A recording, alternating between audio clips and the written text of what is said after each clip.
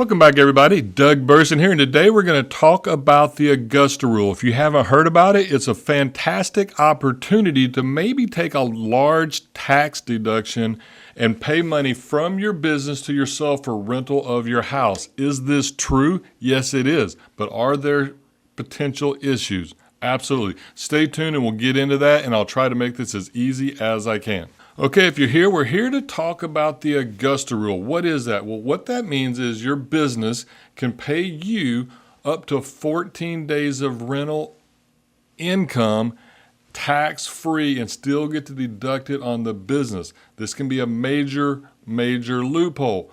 However, there are problems, and unfortunately, so many people tell you, yeah, you can do it, but they don't give you the rest of the story. Well, there's an old adage, pigs get fat, hogs get slaughtered. This is exactly one of those cases. And it turns out that actually there was a tax court case, a tax court memo that is, in 23 that actually goes over that. And I'm going to pull a few things out of that to help you see the problems that you can do in here, but also the really positive part of it is because of this memo, we actually have an idea of how the IRS is looking at this so that maybe we can substantiate it and do it legally. So where did this come from? Well, it came from Augusta. And so the idea is with people living on the golf course, people trying to come in and rent the house, and they're having to do extra Schedule E's to report the income, and they probably just have really rich friends who are able to get this law passed. I don't know. But the thing is, it did, and so these are the rules, and they've been there for a long time. So let's go into how you can actually do this. So there was the tax court memo was from Gary J. Sinopoli Jr., and it's a group of doctors down in the Southeast that own some gyms that were scattered across the Southeast, and they had the bright idea that since they needed to get together every month and talk about how their gyms that they own together were going, that they would go ahead and put in the Augusta Rule and pay themselves rent. So far, nothing wrong. And they did this during 2015, 16, and 17. So the problem got into they got greedy. And there were several other things going on with them that they just got themselves in trouble. Unfortunately for them, that stinks. But for us, we get a lot of insight into the IRS's mind on this, and that's fantastic. So let's talk a little bit about that case. I'll do it real quick, so don't leave. Don't get bored. This is the part that's actually going to help you be able to do this in your own business if you want to. Okay. So I already told you it was 15, 16, 17, and they did actually establish 12 meetings. The problems were that they ran into is they failed to establish a reasonableness of rent to start with. So what am I talking about there?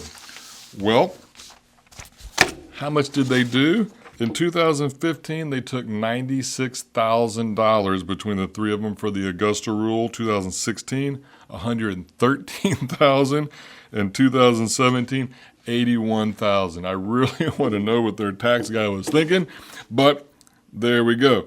That's what they did. So how this got going is they decided somewhere along the way that they were going to start paying themselves $3,000 a month. They had to get together anyway, so they figured why not use their houses? That made sense. Where they got in trouble was this $3,000 a month they were getting to do this.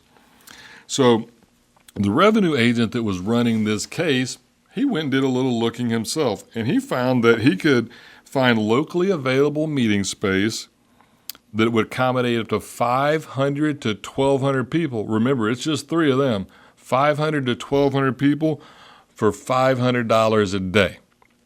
Okay, so now we've got a reasonable rent problem, and that's really where they got in trouble the most, is because they could do it somewhere else for $500 and they were charging $3,000 a month for the house. So that was the first mistake they made. Next mistake they made was that other family members were home during the meeting. Now, I'm not saying you couldn't do this at all, but it's something we want to document at least where they are in the house, how it's impacting the meetings, maybe how they're helping the meetings to move well. Maybe your spouse is going to, I don't know, it doesn't matter.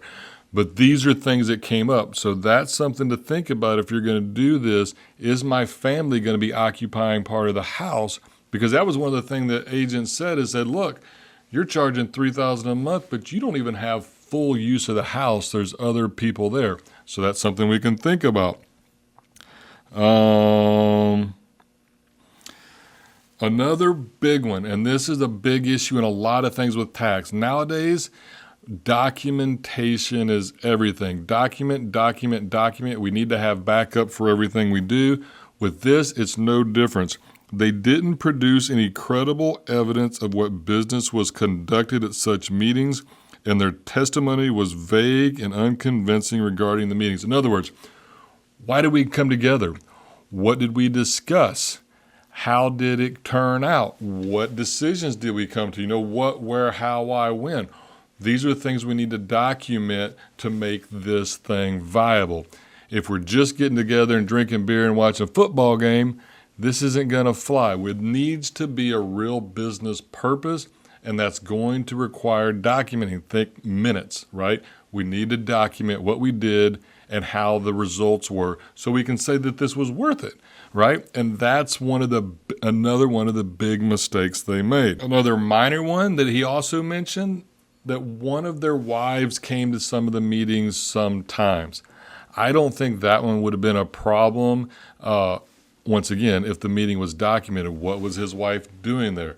Maybe she was, while not necessarily an owner, I know I get a lot of advice from my wife from time to time, and so I like to have her wisdom. That probably could have been documented away and been fine, but when you have no documentation, it didn't fly. That was just another thing that caught him off guard. So now what's interesting about all this is, in spite of all those mistakes, they could document that they had the 12 meetings, at least for, I think it was 9 meetings. Actually, 9 meetings one year and 12 meetings the other. Since the revenue agent had found $500 was a reasonable rate of rent, he did go ahead and allow them to use the Augusta Rule. He didn't say no. He just said you get $4,500 for 2017, and I believe it was $6,000 for 2016, or vice versa. It doesn't really matter. The point was that for the meetings that they could document that they had, he went ahead and gave them the $500. So this lets us know the IRS isn't going to challenge this if it's reasonable. You got to have it documented. It needs to make sense. We need to know who was there, what we did, why we did it, just like you would any good business meeting. And there you go. So if you're finding this useful, go ahead and subscribe. There'll be more stuff like this coming out all the time. But let's get back to what we're talking about. Okay, so where does this leave us? Where does this leave you and me? And I think this is the important part. Can you do the Augusta Rule? Yes. Yes, you can. Is it legal? Yes. The IRS has actually said so in this memo. They allowed it and they gave some of the expenses. But we need to be smart.